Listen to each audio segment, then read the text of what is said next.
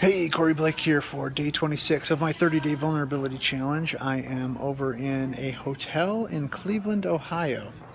Today is day 2 of our last 4 days at the Gestalt Institute of Cleveland after 18 months. It's been a really emotional couple of days already dealing with closure, the subject of closure, learning how to close differently, learning how to finish, learning how to engage in unfinished business, learning how to say the things that have been unsaid, learning how to hold space for closure that is a release. I mean, it's just, it's been gorgeous and emotional, and I'm really exhausted tonight, but feeling good.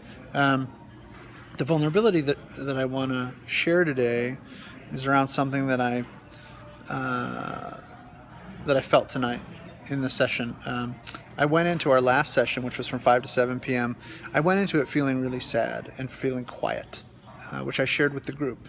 That's where I was, because we did a check-in at the beginning. And a little bit into that session, maybe halfway into that session, one of the other women in the group who was sitting next to me started poking at my leg. And it just started off as cute and fun, and I poked her back, and I appreciated the attention. And then at a certain point, I put my hand on her leg, and she held my hand. And we stayed that way for a few minutes, and then eventually my arm was outstretched and not in the most comfortable position, so I kind of dropped my arm, but I was really proud of myself, and I wanted to remain in contact, and so I moved my seat closer over to her and leaned into her, and she put her arm around me, and I found myself leaning my head on her, and I put my head in the crease of her shoulder, her shoulder and her arm, and she petted my arm and my head in the most loving way for like half an hour. And I closed my eyes for a lot of that and just tended to myself while other people were doing work in the room. And it just highlighted for me how much I enjoy affection. I love being in contact with other people, and also how hard it is for me to ask for what I need. I didn't exactly know what I need, but I'm really grateful that I was able to admit where I was, and that this woman intuitively knew how to and desired to care for me in a way that felt like such a blessing to me. I mean, it was just such a beautiful blessing that she knew what to do and was willing to do it, and I'm so grateful. It was soul filling for me, and then to get in the car on the way home and share that with Dawn. That last session where the whole group community is split in two, and so Dawn's in another room. So I got to share with her that another one of my classmates took care of me. And to share that story and see Dawn's huge smile and the gratitude she felt that someone was there to be kind to me, that was just awesome as well.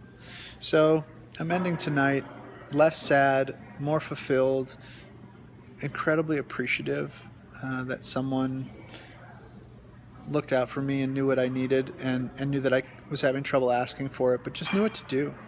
Really, really meaningful to me. I like affection. And I know outside of our relationship with our spouse, there are not very many safe places where it's okay to be affectionate with other people, and I'm so appreciative that I have a community like that, where that's a way we can be with one another.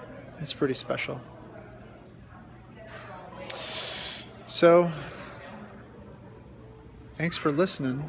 If my vulnerability challenge inspires you, I hope that you will share something real, or take a risk in what you do today, with someone you care about, with your community, even with yourself.